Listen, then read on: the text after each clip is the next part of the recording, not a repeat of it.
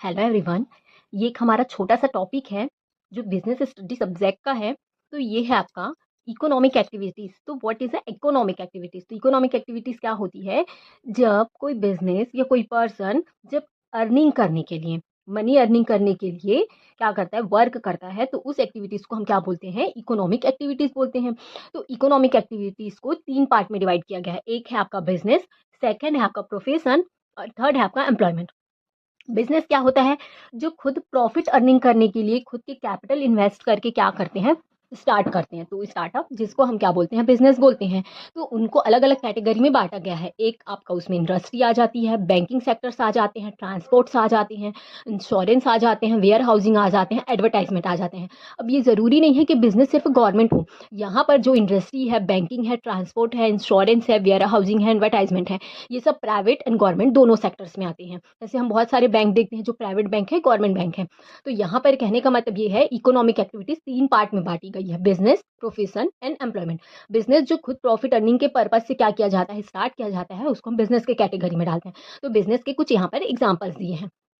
Second है profession. तो profession क्या होता है? जब कोई पर्सन स्पेशलिस्ट बनने के लिए जब इसकी क्या करती है, पढ़ाई करती है, तो उसको हम क्या बोलते हैं, प्रोफेशंस बोलते हैं। जिसमें बोल सकते हैं महारत हासिल करते हैं। जैसे इसमें डॉक्टर्स हैं, लॉयर हैं, सीए सीएस हैं, ये सिंगर्स हैं। मतलब यहाँ पर जो बिजनेस है, बैंकिंग, यहाँ पर कोई भी पर्सन स्टार्ट कर सकता है, लेकिन डॉक्टर बनने के लिए उन्हें एमबीबीएस करना पड़ेगा, लॉयर बनने के लिए उन्हें एलएलबी वगैरह करनी पड़ेगी, सीए सीएस को अपना अलग से इनका जो इंस्टीट्यूट है वहां से पढ़ाई करनी होगी। सिंगर को जो होगा उसको क्या करना होगा, सीखना होगा, अपना कला बनाना होगा। तो इस तरीके से प्रोफेशन के कुछ एग्जांपल्स हैं। थर्ड है आपका एम्प्लॉयमेंट। तो एम्प्लॉयमेंट को हम बोल सकते हैं रोजगार, जहां पर कोई पर्सन किसी दूसरे के अंदर क्या करता है, काम करता है। तो उसके लिए ना कैपिटल इन्वेस्ट करने की जरूरत होती है, ना इस तरीके से उनके लिए प्रोफेशनल एलिजिबिलिटी की जरूरत होती है। तो यहाँ पर जैसे है मैनेजर है, क्लर्क है, सेल्समैन है, वर्कर है, लेबर है, टीचर। तो इनको क्या किया जाता है, एम्प्लॉयमेंट, इनको रोजगार की जरूरत होती है, तो ये किसी और के अंडर क्या करते हैं, काम करते हैं।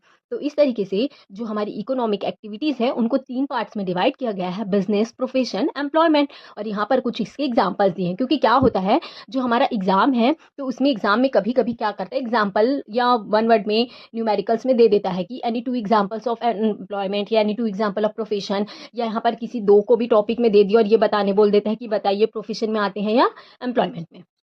Thank you.